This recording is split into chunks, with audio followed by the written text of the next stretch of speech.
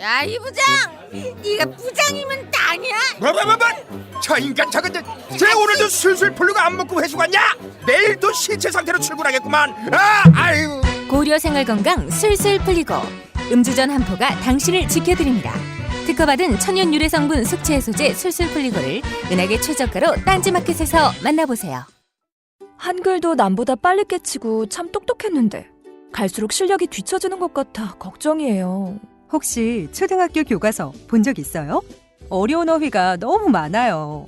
학교에서는 어휘 개념을 하나하나 설명해 줄 시간이 정말 부족하잖아요. 그럼 어떡하죠? 내 아이의 어휘만큼은 내가 책임져야죠. 어휘 공부의 정성.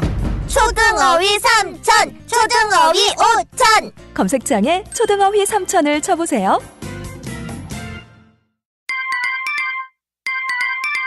자려고 누웠는데 저스툰 지루한 지하철에 저스툰 자려고 누웠는데 지루한 지하철에 클래스가 다른 재미 저스툰 클래스가 다른 재미 저스툰 웹툰 웹소설은 저스툰. 클래스가 다른 재미 저스툰 다시 날씬해지고 싶어. 다이어트 해야 하는데 좀 간단한 방법 없을까? 1522-6648 1522-6648 혹은 비타샵을 검색해주세요.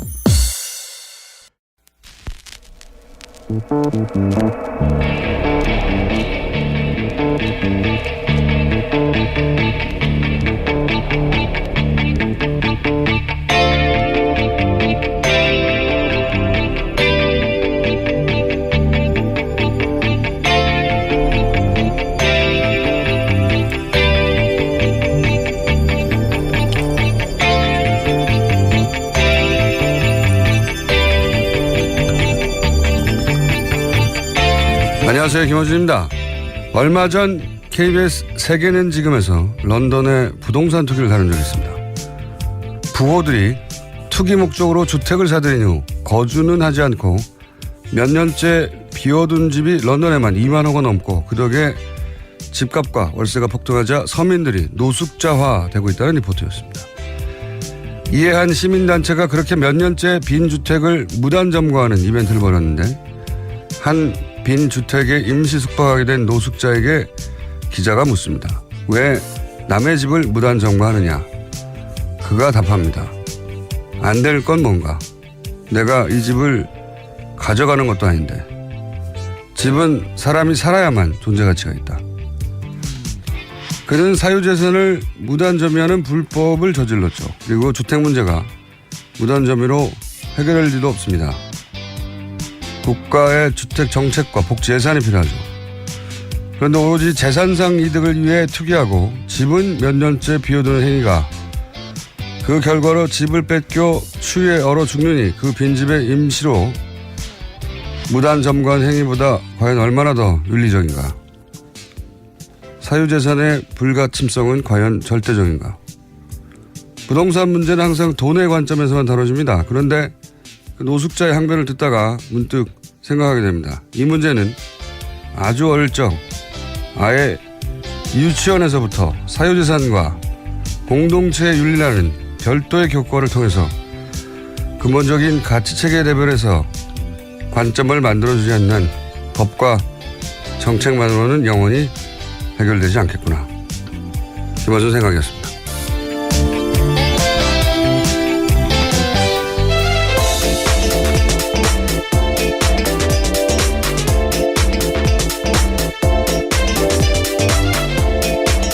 시사인의 김은지입니다.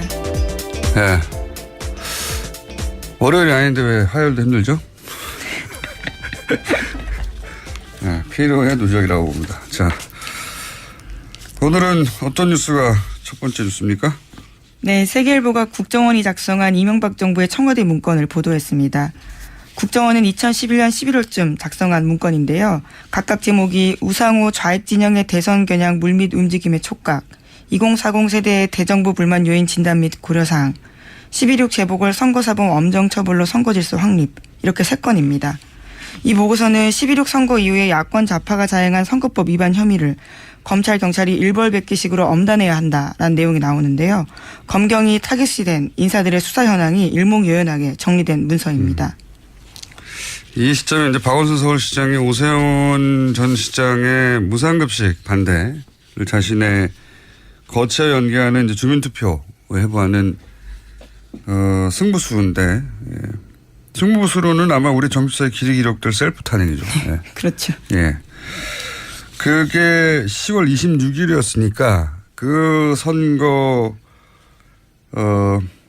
직후, 박원순 시장의 당선 직후에 작성된 걸로 보입니다. 네. 그런데 이제 내용을 보면 재밌는 게 많죠. 그러니까 우성호 의원이 발언을 어떻게 했느냐가 중요한 게 아니라 그 발언이 통화로 있었던 뭐 문자로 있었던 카톡으로 있었던 다 수집되고 있었다는 사실이 중요한 거죠. 그렇죠. 네. 사찰 문건으로 의심할 수 있는 것들입니다. 그러니까요. 이게 이제 이 보고서 작성된 시점은 이명박 정권 말기이긴 하지만 이어진 박근혜 정권에서 이 개인 사찰을 과연 중단했겠는가. 이게 이제 핵심 포인트인 거고요. 이 문서가 많아요. 다른 문서 내용도 좀 소개해 주시죠. 네. 네, 관련해서 선거사범 관련해서는요. 공장장 이름도 나와 있습니다. 대회비라고 쓰여 있는데 여기에 선거사범으로서 김어준, 주진우 등 4명이라고 쓰여 있습니다. 그러니까 제 이름도 자주 등장하는데 국정원이 저를 좀 사랑했던 것 같아요. 예. 뭐 사랑하면 사랑한다고 말을 하지 그렇게 따라다니지. 네, 사랑을 문건으로 표현한 거가요. 예. 제 이름이 국정원 문건에도 예, 등장한다는 사실. 그런 말을 듣기는 했습니다. 전에서. 예, 그런데 네, 직접 문서로 본 건 처음입니다. 저도.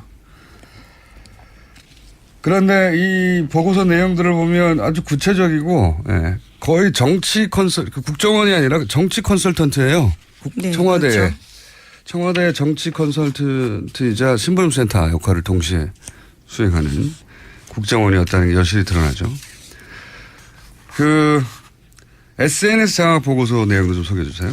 네, 세계일보가 또 어제는 그런 내용들을 보도했습니다. 국가정보원이 작성한 SNS 장악 보고서라는 것도 있는데요. 유명인물 다양한 매체 온오프라인 작업을 총동원해서 정부가 국민의 마음에 침투, 머릿속 생각을 바꾸자라고 쓰여 있다고 합니다. 2011년 12.6 재보궐선거에서 서울시장을 야권 그러니까 박원순 시장에게 내준 이유로 그 SNS를 지목을 한 건데요. 국정원은 이를 위해서 보수권 적합 인물, 사건, 문화, 콘텐츠 영역 확대를 해서 이슈 주도권을 확보해야 한다라고 보고서를 썼습니다. 또 보수 목소리를 대표하는 파워 아바타를 육성해야 한다. 이런 내용도 쓰여 있습니다. 네, 가장 재밌는 표현이 이겁니다. 파워 아바타. 파워 트위터리안 뭐 파워 블로거 이런 거는 들어봤는데 예, 파워 아바타를 육성해야 한다고. 네, 굉장히 강조한 것으로 보입니다. 작은 쉼표가 쓰여 있거든요. 예, 그게 이 말은 이들 유명 인사를 이제 아바타로 쓴다는 얘기니까 이들 인사의 워딩을 정해주는 컨트롤 타워가 뒤에 따로 있다는 거잖아요. 아바타로 쓰는. 이 사람들을 우리를 대변하는 유명 뭐 블로거로 키워 육성하고 뭐 이런 게 아니라 아바타라고 표현했어요. 예, 우리를 대변하는 우리가 조정하는 컨트롤 타워가 있다는 뜻이죠. 예, 특정 유명인 지목하기도 했습니다. 보수 성향 소설가 이모 씨, 유명 모델 김모 씨, 개그맨 K 씨 실명이 적혀 있습니다. 네, 등등 이런 사람들을 파워 아바타로 육성해야 되는데 여기서도 그 사찰 민간인 사찰에 정황들이 나오죠. 이 사람의 성향은 이러이러하고 이 사람은 뭐 안보를 중시하기 때문에 어떻게 그렇죠. 합니까? 그거를 평상시에 대화나 뭐 문자나 뭐 카톡이나 통화가 오랫동안 축적되고 그 사람 성향을 분석하지 않는 한 어떻게 알아요? 친구도 아닌데. 예. 아주 가까운 친구 사이에도 정치적 성향을 정확하게 모르는 경우도 많거든요. 예. 사회생활 할 때 만난 사람들은 사찰을 계속 했다는 거고요. 그리고 여기서 굉장히 재밌는 내용이라기보다는 주목할 내용은 국민의 마음에 침투해서 머릿속 생각을 바꿔야 한다고. 예. 이거는 이 적군을 상대로 심리전을 펼칠 때, 이런 발상을 하는 거거든요. 그래서 심리전단이 이 시발대를 운영한 거. 그렇죠. 국정원 심리전단을 실제로 운영했습니다. 자국민을 상대로 심리전 작전을 한 거예요. 그런 구상을 한 거죠. 예. 또 한 가지 주목할 대목은 이 보고서가 내용이 풍성해가지고 주목할 대목이 많아요. 보면 보수 진영이 운용 가능한 매체들을 전부 연계해서 보수 여론을 총집결시켜야 된다. 그게 미디어 전략이거든요. 그러니까 항상 큰 선거, 뭐 대선 총선 이럴 때면 보수 미디어들은 굉장히 동일한 프레임에서 동일한 목표를 설정하고 거의 동일한 논조로 집중적으로 특정 사안을 공격하는 경우가 많아요. 그게 이런 보고서를 보다 보면 우연이 아니다. 네. 그 뒤에 컨트롤 타워가 있다라는 심증만 있다가 또 하나의 정황이 좀 구체적인 정황이 나온 거죠. 예. 다 묶어서. 네, 물증으로 아예 나온 거죠. 네. 매체들을 묶어서 총 집결시켜서 목적을 달성하도록. 네. 그리고 또 이런 것도 있습니다. 각종 대형 커뮤니티 보면은 마치 자신이 이 시점 당시로는 야권, 예. 야권, 뭐 진보 진영의 특정 후보의 열렬 지지자인 척한 사람들이 꼭 등장해요. 그러면서 그 진보 진영의 후보들 간을 서로 반목하고 미워하게 만드는 그런 아주 조직적인 활동이 각종 대형 커뮤니티에는 항상 있거든요. 그런데 이제 그런 활동들, 그러니까 그런 커뮤니티에서의 활동들을 독려하고 조직적으로 하라고 하는 역시 거기도 컨트롤 타워가 뒤에 있고, 이 컨트롤 타워가 최종적으로 국정원은 아닐지언정 국정원을 손으로 움직이는 컨트롤 타워가 있는 거죠. 네, 사람들이 못 찾아오게 하고 거기 분위기를 흐려버리게 하겠다라는 거죠. 못 찾아오게 하거나 서로 반목하게 하거나 예를 들어서 뭐 경선 과정에서 서로 다른 경쟁 후보가 있는데 나중에 이제 그 중에 한 후보가 결정이 되잖아요. 그러면 이제 나머지 한 후보가 손을 들어주고 힘을 합쳐야 되는데 그 지지자들이 흩어지게 만드는 거죠. 전형적인 방식인데 그게 이제 이런 보고서들을 통해서 확인이 되는 겁니다. 그게 우리가 짐작했던 것들이 이 보고서에 거의 다 담겨 있습니다. 제 이름도 있습니다. 나쁜 놈으로 지목되고 있어요. 네, 선거사범입니다. 선거사범. 네, 무죄 받으셨죠? 네. 네. 선거사범이고 잡아들여야 하는 사람으로. 자, 이 보고서가 굉장히 재밌습니다. 불과 뭐 10몇 페이지밖에 안 되는데도 보면은 우리가 의심해왔던 정황들 굉장히 구체적으로 담겨 있죠. 다음 뉴스는요? 네, 원세훈 전 국정원장은 지난 2012년 대선을 앞두고 직원들을 동원해서 대선에 개입한 혐의로 2심에서 유죄받은 바 있습니다. 공직선거법과 국정원법 모두 유죄였는데요. 그런데 대법원에서 사건을 파기환송했습니다. 공직선거법 일부가 무죄라는 겁니다. 그래서 어제 2년 만에 원세훈 전 원장에 대한 검찰이 다시 구형을 할 예정이었는데요. 그런데 새롭게 이번 문건이 나오면서 구형 연기가 됐습니다. 이 문건을 포함해달라는 거겠죠. 저는 사법부의 독립을 항상 얘기하잖아요. 그 사법부의 독립은 굉장히 중요하죠. 기댈 데가 거기밖에 없으니까 최종적으로는. 그런데 이제 이런 매우 민감한 정치적 사안 같은 경우에 특정 정권 하에서 과연 이것이 사법부의 독립화에 이루어진 판결인가 의구심이 가는 사람들이 많아요. 근데 이제 사법부의 판결은 최종적이고 뒤집을 수 없고 그렇게 받아들이는 경향이 많은데 저는 그럼 사법부는 누가 견제하나 라는 생각도 들어요. 그래서 한편으로는 이런 판결들 법원 내에는 판결이 다 기록돼 있죠. 그런데 사법부들이 이제 이렇게 논란이 되는 이게 사실 논란이 되는 판결 중에 하나였거든요. 원세훈 전 국정원장이 2심에서 유죄를 내렸는데도 불구하고 당시에 법정 구속까지 됐었습니다. 파기환송을 했단 말이죠. 일부지만. 그래서 사법부의 논란이 되는 판결들을 민간에서 뒤집을 수는 없더라도 기록하고 문제 제기하는 시스템도 전 필요하다는 생각이 듭니다. 이제 그것이 언론이 일정 정도 담당해야 될 역할이라고 저는 생각도 들어요. 자, 그런 사례들을 최근에 많이 보다 보니까. 네, 정확히는 무죄 취지라는 건 아니고요. 그 증거 능력이 문제가 있다라는 거지만 사실상 무죄로 읽힐 수밖에 없는 상황이었습니다. 결과가 무죄가 되는 거잖아요. 그렇죠. 무죄라고 한 게 아니라 뭐 법의 전문가들이니까 그 법률적 용어가 중요한 게 아니고 결국은 원세훈 박근혜 정부의 탄생의 어떤 정당성 일부를 훼손시키는 원세훈 전 국정원장이 국정원을 동원해서 박근혜 전 대통령의 당선을 도왔다. 라고 하는 대목을 이제 털어주는 거죠. 이렇게 되면. 네. 자, 그런 판결들에 대해서 뒤집을 수는 없지만, 문제 삼고 기록으로 남기는 그런 민간의 활동이 필요한 게 아닌가 생각이 듭니다. 저는. 자, 다음 뉴스는요?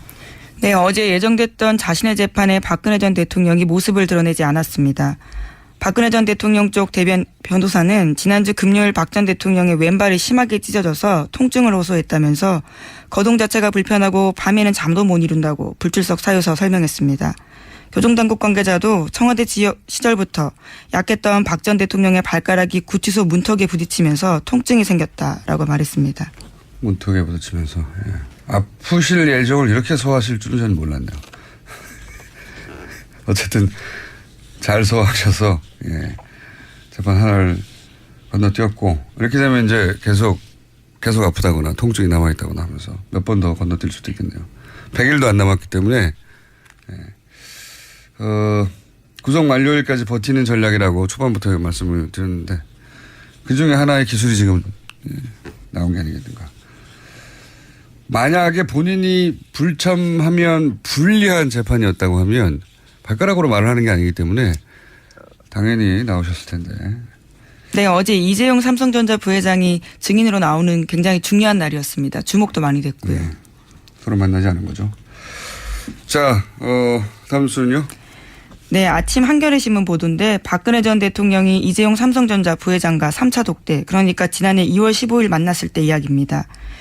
박근혜 전 대통령이 이재용 부회장을 만나기 전과 만난 후에 최순실 씨와 대포폰으로 총 8차례 통화했다라고 합니다. 8차례. 이 횟수도 뭐 물론 의미가 좀 있지만 더 중요한 건 이제 통화 시간이죠, 시간. 통화 시간이 보니까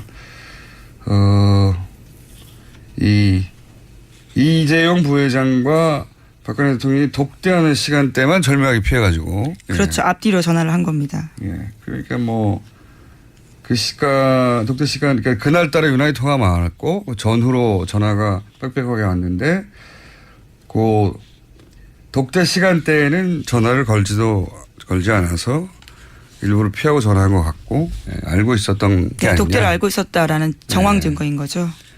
그럼 장시호 씨가 뭐 독대 면담 일정 이런 수첩 뭐 종이를 본 적이 있다고 최순실 씨 방에서 그런 얘기도 한 적이 있죠.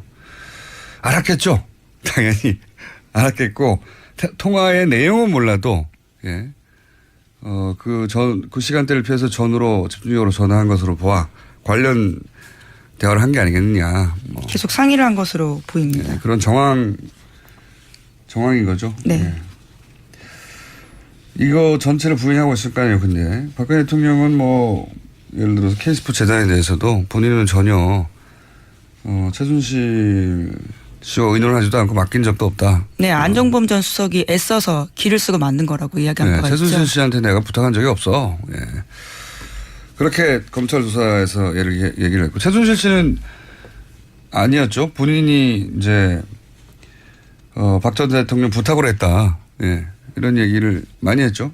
네, 관련해서 어제 TV조선이 검찰의 최순실 씨 수사 기록 보도했습니다. K스포츠 재단과 관련해서는 박근혜 전 대통령 부탁 때문이다라고 이야기했는데요. 물론 미르도 마찬가지입니다. 대통령이 내가 직접 나서는 것을 싫어하기 때문에 운영 체계나 이런 부분이 잘 돌아가는지 체크를 해보라고 했다라고 인정한 겁니다. 알겠습니다. 하나 정도 더 할 수 있을 것 같습니다. 시간상.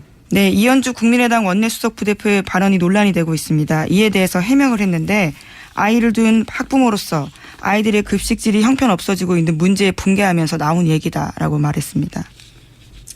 그러면서 이제 이게 기자와 사적으로 대화한 게 이런 식으로 보도됐다. 당사자 입장도 확인하지 않고 그러면서 SBS에서 강력한 유감도 표했죠. 예.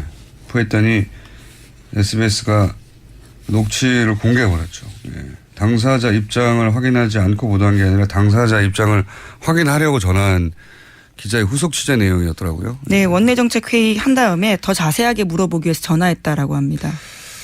그러니까 이제 일종의 패턴 같은 게 보여요. 국민의당이 최근 이제 여러 가지 문제로 코너에 몰리다 보니까 이 이현주 의원의 케이스도 그런데 분명히 이제 스스로 자초한 문제들이란 말이죠. 근데 이 케이스도 SBS 기자가 사적 대화, 저는 그래서 뭐 예를 들어서 밥집에서 밥 먹다가 또는 뭐 둘이 대화하는 걸 몰래 녹취했다든가 그런 건 줄 알았더니 그냥 후속 취재였더라고요. 예, 전화로. 예.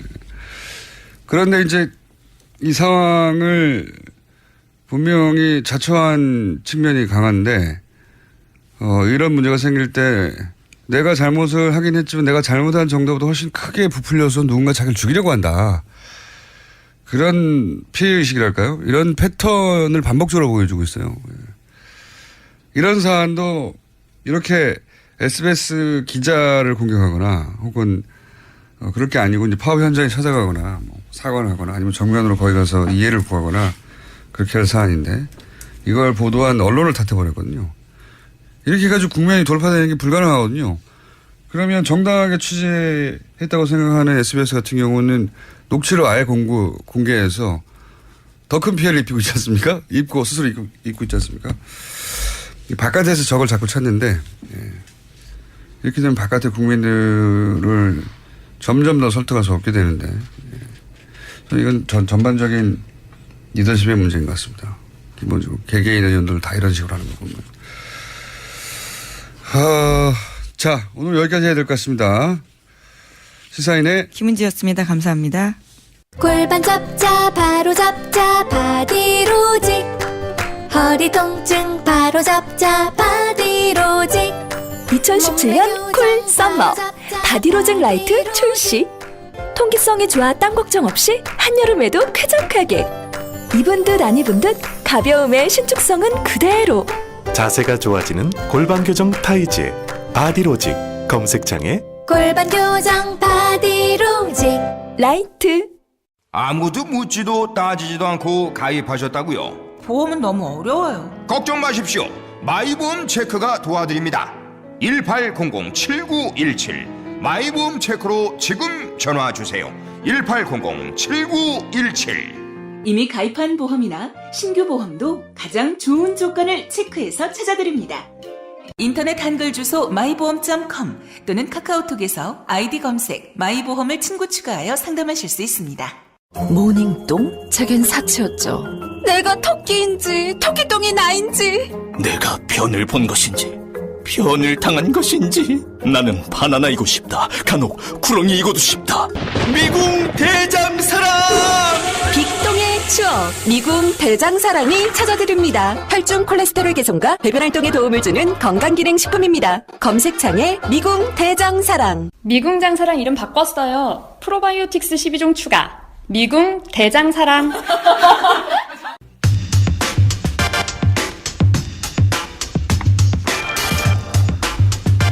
국민의당이 이준서 전 최고위원에게 구속영장을 청구한 검찰을 정치검찰로 규정했습니다. 국민의당 문병호 전 최고위원 연결해 보겠습니다. 안녕하십니까, 의원님? 네, 안녕하세요. 네. 국민의당에서는 지금 그 검찰이 여당 대표 가이드라인을 따라서 구속영장을 청구했다. 이렇게 요약하자면 보고 있는 거죠? 제가 그렇게 의심을 하고 있죠. 왜냐하면은 지난주에 기류가 이유미 씨 단독 범행으로 흘러가다가 네. 주말에 이제 갑자기 이준서 전 최고위원까지 영장을 청구하게 된 배경이 뭐냐. 네. 그것을 이제 저희 당에서는 추미애 대표가 머리 자르기 발언을 해서 가이드라인을 줬고 이제 검찰이 현 정권에 대해서 잘 보이기 위해서 네. 권력 해바라기성 수사하는 게 아닌가 그렇게 판단하고 있습니다. 그런 의혹이 있다 이렇게 이제 말씀하시는 거죠. 네. 네. 네. 그런데 추미애 대표의 발언 이전까지는 검찰이 내부적으로 단독 범행으로 결정하려고 했다는 또 어떻게 아십니까? 그렇게 했다는 걸 알아야 그게 그렇게 제가 좀 대충 이제 또 수사 상황을 제가 조금 이렇게 여기 듣고 있었는데요. 그런 흐름이었다고 알고 있었습니다. 근데 이제 이 사건이 좀 작년에 리베이트 사건하고 비슷하게 흘러가는 것이 리베이트 사건요? 작년 리베이트 사건 때는 저희가 좀 업무 처리 미숙을 했었는데 그걸 가지고 검찰에서 뭐 대단한 죄가 선거법 위반이 있는 것처럼 영장을 청구하고 2번이나 청구하고 기소해가지고 결국 무죄가 됐습니다. 네. 근데 이번에는 이제 이유미 씨 조작에 대해서 저희가 할 말은 없죠. 정말 잘못하고 죄송했다고 말씀드리는데 네네. 그것을 또 자꾸 또 윗선에 연결시키려는 정치적인 의도가 있는 게 아닌가.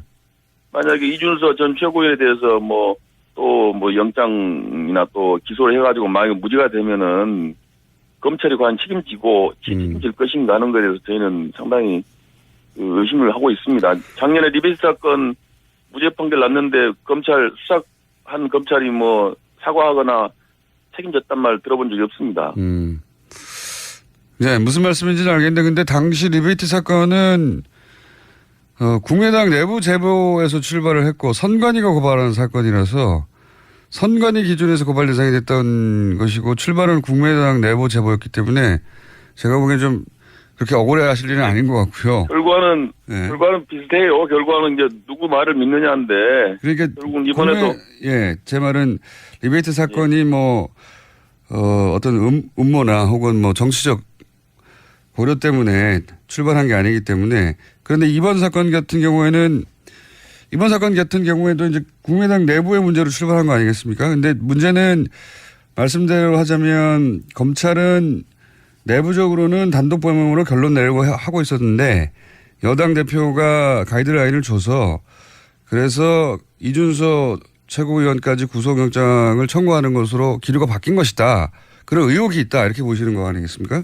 예. 저는 작년과 똑같다고 보는 것이요. 예. 출발은 저희가 국민의당이 미숙함으로 단초를 제공했죠. 작년에도 리베이트 사건도 무슨 계약서를 위조한다 할지 여러 가지 업무 처리를 잘못했어요. 네. 그걸 가지고 검찰이 이제 침소 공대 가지고 마치 무슨 돈이 왔다 갔다 한 것처럼 그렇게 해가지고 기소를 해서 저희 국민의당 안철수 전 대표에게 막대한 타격을 줬고요. 네. 이번에도 이유미 씨 단독 범행한 걸 가지고 그걸 가지고 자꾸 이제 언론에다 뭘 얘기하고 이준서 전 최고가 개입이 됐다. 무슨 박지원 대표한테 보고가 됐다. 이렇게 해서 자꾸 침소봉대 가지고 마치 국민의당 전체가 이것에 무슨 관여가 된 것처럼 그렇게 지금 몰고 가고 있지 않습니까? 저는 똑같은 지금 사건 과정이 되고 있다고 판단하고 있습니다. 네. 어쨌든 당신은 검찰 인지수사가 아니라 이제 선관위 고발건이었다는 걸 다시 한번 말씀드리고. 근데, 이준서, 이게 핵심인 이준서 최고위원의 진술과 이유미 씨의 진술이 대립되는 거 아니겠습니까? 네네. 그런데, 간단하게 요약하면 이유미 씨는 일관되게, 지시에 의해 행동한 것이라고 하는 것이고, 이준서 최고위원은 일관되게 자신은 조작된 자료인지 몰랐고 지시한 적도 없다. 이렇게 대립하는 건데. 네네. 물증 같은 거는 대단히 약한 것 같고 정황으로 파악하는 것 같습니다. 그런데 이제 이준서 진술을 믿어주는 것이 국민의당인 것 같고요. 그렇지 않습니까? 그렇습니다. 예. 그런데 이제 검찰이 그 진술에 의구심을 가지는 건 단지 검찰만 그런 건 아니거든요. 한 여론조사 따르면 단독 범행 아니라고 생각하는 여론은 70%가 넘는데 물론 여론이 유죄라면 유죄라는 게 아니고요. 이게 누구 진술을 더 믿느냐 하는 문제라고 하면 어차피 심증인데 국민의당은 밖에서 보면 이준서 최고위원의 진술 신빙성이 떨어진다고 생각하는 사람들이 많거든요. 그러니까 그게 곧 검찰이 가이드라인을 따른 증거다라고 하기에는 좀 약하거든요. 여론은 그렇게 볼 수밖에 없죠. 자꾸 언론에서 자꾸 그렇게 보도지 않습니까? 무슨 통화를 했네, 문자를 보냈다, 또 이것저것 다 잘라버리고 이준서 전 최고위원한테 불리한 문자 같은 걸 보도하고 하니까 국민 여론은 당연히 그렇게 뭔가 국민의당이 조직적으로 개입하고 윗선에서 악을 했다 이렇게 생각할 수밖에 없습니다. 작년에 리베이트 사건도 똑같았어요. 우리가 내부에서 돈 받은 것도 없었고 억울하다 했지만은 국민들께서는 다 무슨 국민의당 당직자들이 다 돈 받아먹고 다 빼돌리고 이렇게 한 걸로 다 인식하셨지 않습니까? 그래서 저희 국민의당과 안철수 대표가 멍이 든 거예요. 마찬가지로 이번에도 사실은 이유미 씨 이 조작 사건이 분명히 잘못된 거지만은 그로 인해서 지금 저희 국민의당이나 안철수 대표가 엄청나게 타격을 받고 있는데 결국은 이제 언론 같은 데서 그것을 자꾸 이제 뭐 증폭시키고 마치 뭐 위에서 뭐 알고 있었다는 그런 취지의 보도를 계속 하기 때문에 실제와 관련 없이 엄청난 이미지 타격을 받고 있습니다. 결국 그것을 검찰이 이제 증폭시키는 역할을 하고 있는 것이죠. 예를 제가 한번 들어보자면 예를 들어서 안철수 후보 당시 안철수 후보의 딸이 혹은 부인이 어떤 범죄에 연루된 게 명백하다고 제보자 녹취 파일을 민주당이 들고 왔어요. 그래서 대대적으로 기자회견을 했고 대선 막판에 계속 뿌렸는데 나중에 알고 보니까 민주당의 일개 당원이 혼자 한 것이지 민주당 전체가 몰랐다. 그러면 의원님은 그걸 믿으시겠습니까 그냥? 그건 믿기 힘들거든요. 물론 사장님도 논리 비약인데요. 그거하고는 다르죠. 문준용 씨 특혜 의혹 사건은 상당한 저는 근거가 있다고 봅니다. 그렇기 때문에 이것이 또 이 이슈가 그 당시에 이은미 씨가 녹취록을 가져와서 처음으로 이슈가 됐다면 제가 검증을 더 철저히 했을 거예요. 그런데 이미 문준용 씨 그 특혜 취업 사건이 이미 이슈가 돼 있었고 이것은 하나의 추가적인 증거였다는 거죠. 그렇기 때문에 저희가 조금 더 검증에 소홀하고 덜컥 믿은 그런 과오를 범한 겁니다. 그런데 안철수 후보의 가족 관련해서도 여러 의혹은 있었습니다. 그것은 이제 근거가 좀 제가 봤을 때 객관적으로 봐서 근거가 조금 약하죠. 네, 상대 후보라서 근거가 약하다고 상대 후보 주장이라서 제가 객관적으로 봤을 때 근거가 좀 약하고 문준용 씨 특혜 취업 사건은 상당한 의혹이 있다고 봐야죠. 그러니까요. 네, 국민의당은 그렇게 생각하신 거고 민주당은 안철수 후보 측에 상당한 의혹이 있다고 생각했을 수 있는데 제 말은 국민의당 입장에서는 억울하실 수 있는데 밖에서 보면 그런 의구심을 가지는 건 합리적인 수준의 의심에 가깝다. 억울하실 수 있으나 그래서 그걸 곧장 검찰의 어떤 가이드라인에 따른 행동이다라고 판단하기엔 혹시 다른 근거는 있습니까? 하필 그때 추미애 대표가 머리짜리란 말을 했는데 그리고 나서 이런 게 나왔다. 이거 말고 또 다른 근거가 있나요? 가이드라인이라고 하시는? 그런데 여러 가지 제가 이제 문자나 카톡이나 여러 가지 주고받은 정황을 봤을 때 그렇다는 거고요. 이준석 전 최고위원을 의심할 수는 있습니다. 그거는 그걸 비난할 수는 없습니다. 다만 이제 검찰이 누구 말을 믿느냐인데 굳이 이제 이준석 전 최고위원의 말을 믿지 못하겠다고 하고 있는 것이고 또 결국은 검찰에 얘기하더라도 조작은 이은미 씨 단독으로 한 거로 인정한 겁니다. 다만 이제 이준석 전 최고위원이 공모한 것은 아니고 그것을 어렴풋하게 알면서도 그런 거 하지 않았냐 이런 문제를 묻는 것인데 그렇다면 또 꼭 구속까지 해야 되느냐 거기서 의문이 또 있다는 겁니다. 불구속 기소하에서 법원의 판단을 받아보는 것도 하나 방법인데 또 영장을 청구해갖고 그걸 이슈화해가지고 언론에도 계속 특별하게 만드는 것도 하나의 정치적인 의도가 아닌가 생각이 든다는 거죠. 미필적 고의라고 이제 표현되는데, 근데 사실, 변호사님이시니까 아시겠지만 미필적 고의도 사안이 중대하면 구속되는 경우가 있지 않습니까? 그렇죠. 당연합니다. 그러면 그렇기 때문에 미필적 고의가 의심되면 예를 들어서 5월 5일 최초 기자회견 했는데 5월 6일 날 사실상 유이민 씨가 제보자가 없는 것과 마찬가지라고 얘기를 한 것으로 검찰 조사 결과는 밝혀졌는데 그렇다면 미필적 고의를 적용해서 구속영장 청구할 수도 있는 거 아니겠습니까? 변호사 입장에서 보시면 어떻습니까? 그러니까 할 수도 있고 안 할 수도 있어요. 그런데 굳이 하는 것이 정치적 의도가 있다고 저는 보여지는 거죠. 굳이 안 하는 게 오히려 정치적으로 정봉주 전 의원 같은 경우도 BBK로 기소돼서 형을 살았는데요. 당시 사법적으로는 유죄 판결이 났지만은 그러나 사실 저도 그렇고 많은 사람들이 정봉주 의원이 유죄라고 생각을 안 합니다. 그건 사법적으로 판결이 났지만 억울하게 정치로 당했다라고 생각을 하거든요. 마찬가지 이번 건도 저는 마찬가지라고 보고 있습니다. 정봉주 의원이 뭔가 파일을 조작해서 유포한 건 아니지 않습니까? 정봉주 전 의원도 그러니까 미필적 고의에서 기소돼가지고 징역까지 살았지 않습니까? 그분은 사실이 아닐 거라고 생각하는 게 아니라 지금도 본인이 말한 내용을 사실이라고 믿고 있습니다. 어쨌든. 그러니까요. 그러니까 그 정봉주 전 의원도 정치적으로는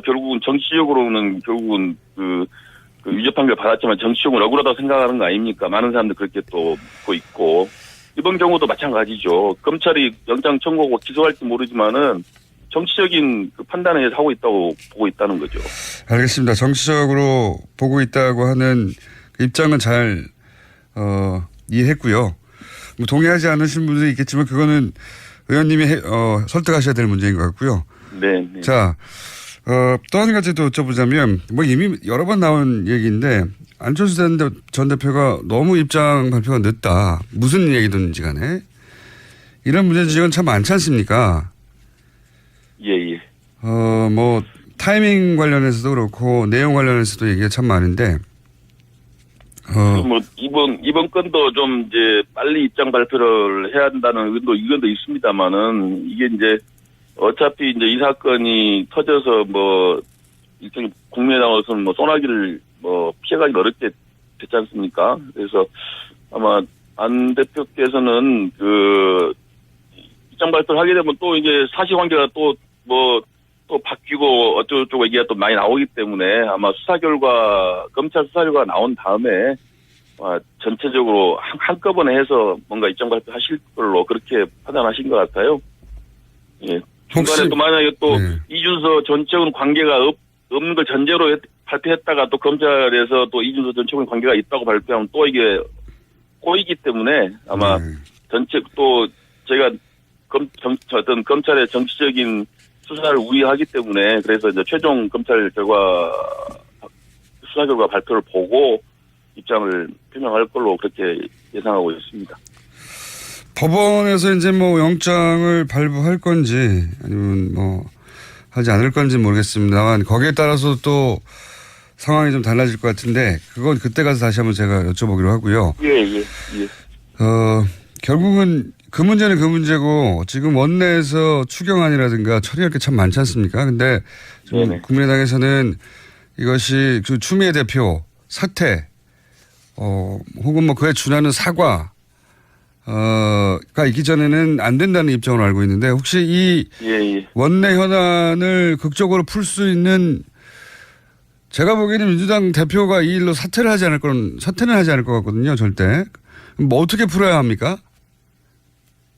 그래서 추미애 대표가 왜 그런 말씀하셨는지 잘 이해가 안 되는데요. 저는 뭐 어찌 보면 청와대를 향한 메시지였다고 저는 판단도 합니다. 지금 추미애 대표가 역대 여당 대표 사상 가장 그 국정에서 소외된 대표거든요. 그래서 내가 이렇게 그 국정을 원만하게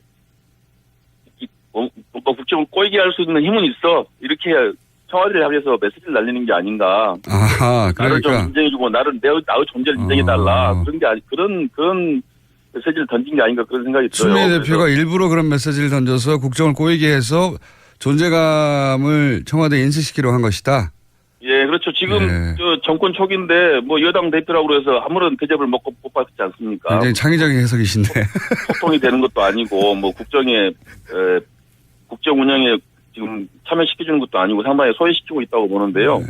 그래서 이제 뭐 나도 있다라고 한번 보여주는 게 아닌가 싶고요. 그리고 이제 어쨌든 간에 이제 뭐 여당이 야당을 국정 파트너로 동반자로 인정을 해야 되는데 지금 인정을 하지 않고 있기 때문에 국민의당으로서도 뭐 곱게 볼 수가 없지 않습니까? 그래서 뭐 당분간은 뭐 그럼 여당이 어떤 카드를 내놓으면 이게 가능하나요? 제가 궁금한 건 그겁니다. 이렇게 해라 그러면 우리가 복귀할 수 있다. 뭐 추미애 대표께서 당대표 사퇴해야죠.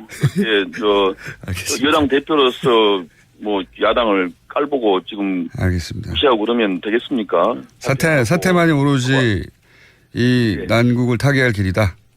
예, 그렇습니다. 알겠습니다. 여기까지 듣고요. 여당 대표를 자주 만나셔가지고 여당을 좀 같이 좀 사퇴를 종용할까요? 동반자로 했습니다. 알겠습니다. 그 의원님 여기까지 듣고요. 이 구속영장 발부 여부에 따라서 저희가 다시 한번 모시겠습니다. 감사합니다. 네. 지금까지 국민의당 문명호 전 최고위원이었습니다.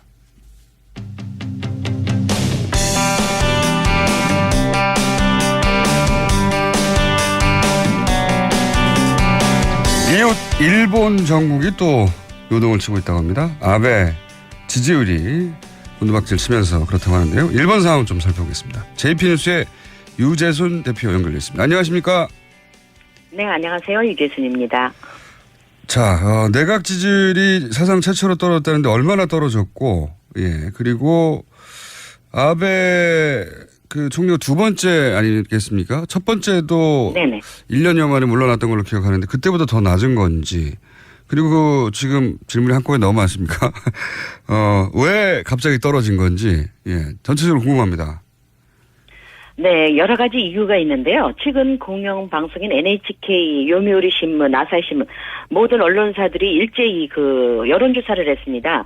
NHK가 조사한 지지율은 35%, 그리고 요미우리 신문이 우위께죠. 31%까지 내려가는 그 바닥을 쳤는데요. 지지에 그 하지 않는다라는 지지율보다 하지 않는다라는 그 퍼센테이지도 NHK 경우는 12%가 증가한 48%, 그리고 요미우리 신문사가 조사한 불지지는 52%에 달했습니다. 과반 이상이 지지하지 않는 그런 여론 환경이 되었다. 이게 이제 아베 내각 출범 이후 사상 최저치입니까? 네, 사상 최저치입니다. 그 이전에 왜 아베 내각이 5년 전에 한번 출범했다가 1년여 만에 물러났지 않습니까?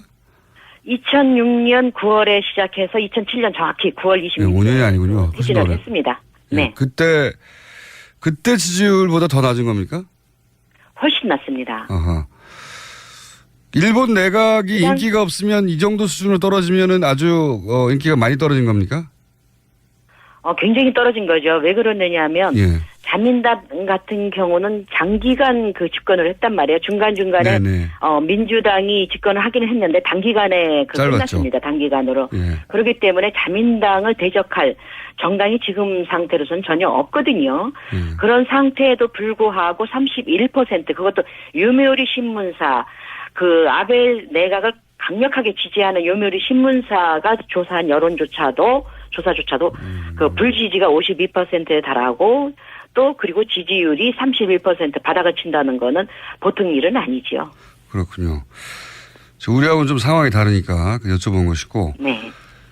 이 근본적인 이유가 뭡니까? 물론 뭐 한 몇 달 전부터 계속해서 스캔들이 터져나오긴 했는데 이렇게까지 떨어진 이유가 뭘까요? 크게 그 세 가지로 볼 수가 있는데요. 첫째는 오사카의 모리토모 학원에 그 8억 엔에 상당한 구기자를 1억 엔대의 그 헐값에 불안 특혜를 준 적이 있고요. 두 번째는 아베 수상의 친구가 이사장으로 있는 각계 학원에 그 수의학부 신설을 허가를 해줬습니다. 내각의 권력을 이용해서. 그리고 세 번째는 일본 국민들의 민심 위반인데요. 근래 몇 년 동안 그 안보법인이 해서 많은 하루에 100만 명이 동시다발적으로 그 시위를 하는 사태까지 있을 정도로 그 아베 내각에 대해서 굉장히 반대를 하는 국민들의 그 반발이 있었습니다. 그럼에도 불구하고 안보법 통과시켰고 그리고 다시 지금 헌법을 개헌해서 다시 전쟁을 할 수 있는 나라로 만들려고 하고 있잖아요. 네네, 그렇죠. 그렇기 때문에 민심이 확실히 돌아서서 이 세 가지 이유로 지지율이 저기를 했고요. 그리고 지난번에 7월 2일 날에 도쿄도 의원 선거가 있었지 않습니까? 네네. 그런데 그때도 이나다 방위청 장관이 자유대에게 노골적으로 한 표를 달라 발언한 것이 굉장히 문제가 됐었고요. 그리고 최근에는 도요타 마요코 중의원이 여성 의원입니다. 50대 비서의 머리를 폭행하고 폭언한 사실이 폭로돼서 이래저래 아베 내각뿐만 아니라 자민당 의원까지도 지금 국민들의 분노를 사고 있습니다. 그렇군요. 그러니까 내각뿐만 아니라 당까지 좋은 소식 하나도 없고 그리고 지속적으로 민심이 이반해 왔고 계속해서 안보라든가 북한을 가지고 위기감을 조성하는 경우를 오랫동안 해왔죠. 그리고 전쟁할 수 있는 국가로 가는 데 대한 불안감이 있는데 최근에 이제 학원 스캔들이 연속으로 터지면서 그리고 그 학원 스캔들이 터지는 것보다 더 중요한 거는 그걸 이제 거짓말로 덮으려 했지 않습니까? 네, 그랬죠. 그런 일이 절대로 없다고 했죠. 네, 그런 거짓말이 드러나면서 이렇게 추락한 것으로 이해가 되는데 이렇게 되면 어떻게 돌파합니까? 일본에서는 통상 개각을 하기도 하고 조기 총선을 치르기도 하고 여러 가지 방식이 있을 텐데 이번에는 어떻게 한답니까? 이미 7월 9일 날 아베 수상이 12월 초에 다음 달 초에 개각을 한다고 발표를 했습니다. 네. 그런데 자민당 내에서는 좀 더 빨리 하자. 좀 더 빨리 개각을 해서 여론을 반전시키고 그리고 12월 초까지 그 헌법을 개정하는 개헌안을 그 중의원과 그 참의원에서 제출을 하자. 이렇게 의지를 모으고 있습니다. 오히려 개각도 빨리 하고 개헌안도 빨리 내자는 거네요? 네, 그렇습니다. 어허. 이렇게 해서 돌파가 될까요? 어떻게 보십니까? 지금까지는 그게 통했는데요. 이제 일본 국민들은 이제 절대로 속지 않는다. 아베 수상이 일본을 위해서 강경 우익 쪽으로 간다고 생각해서 지지를 했는데, 절대적인 지지를 했는데, 전혀 그렇지 않고 자기 개인 권력, 앞에서도 말씀드렸던 그 학원 문제라든가 두 학원 문제가 있었지 않습니까? 땅을 8억 원대를 1억 원대를 준다든가, 그리고 수의학부를 허가를 해준다든가, 그리고 어제 같은 경우는 재미있는 현상이 마에카와라는 그 사무 차관이 네. 그 중의원 청문회 비슷한 그 성격의 신문에 나와서 적나라하게 폭로를 했습니다. 내가 관저의 압력을 통해서 수의학부를 허가를 해줬다라고 증거를 했기 때문에 구체적인 증언이 나왔네요. 그렇습니다. 그것도 문부성 차관이 그렇게 했기 때문에, 차관급이 했기 때문에 아마도 그 파문은 앞으로 대단할 것이라고 봅니다. 그렇군요. 차관이 네. 이게 정부의 압력이 있었다는 걸 인정해버린 거 아니겠습니까? 네, 그래서 담당자이기도 했었는데요. 그렇기 때문에 지금까지는 아베 수상이 그런 일 절대 없다라고 부인을 했는데, 그 담당했던 사무차관이 압력을 넣어서 그 이사장이 친구인 그 대학교에 그 허가를 했기 때문에 그거는 변할 수 없는 절대적인 사실이라고 증언을 어제 했습니다. 그렇군요. 말씀 듣다 보니까 최순실 게이트 초기가 좀 생각나기도 합니다. 갑자기 정부 인사들이 나와서 조금씩 얘기를 하기 시작하고 그러다가 몰락하게 된 건데, 지금 그 일본 언론이 저도 그 보도 일부를 봤습니다만, 문재인 대통령에 대해서 일본 언론이 우호적이지 않단 말이죠. 예. 네, 그렇습니다. 네, 당선되기 전에도 우호적이지 않았고 당선되는 후에도 그다지 반가워하지 않는 것 같은데, 이 최근에 G20에서 한일 정상 보도는 어떤 식으로 이루어졌습니까? 우선 결론적으로 말하자면 양국 수반이 서로 평행선을 달렸다. 그렇게 사실 보도를 하고 있고요. 일본 언론의 큰 관심사는 두 가지였었습니다. 지금까지. 하나는 박근혜 전 대통령 시절에 합의한 위안부 문제 이행 여부를 어떻게 할 것이냐. 그리고 이제 북한의 그 미사일 발사 문제였는데요.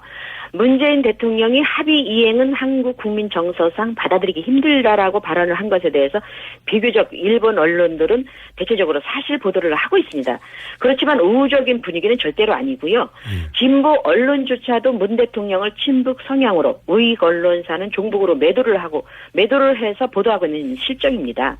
그래서 위안부, 북한 문제 모두 문 대통령의 성향 때문에 간단히 한일 관계가 개선되기는 현실적으로 어렵다고 분석을 하고 있습니다. 알겠습니다. 제가 마지막으로 하나만 여쭤보겠습니다.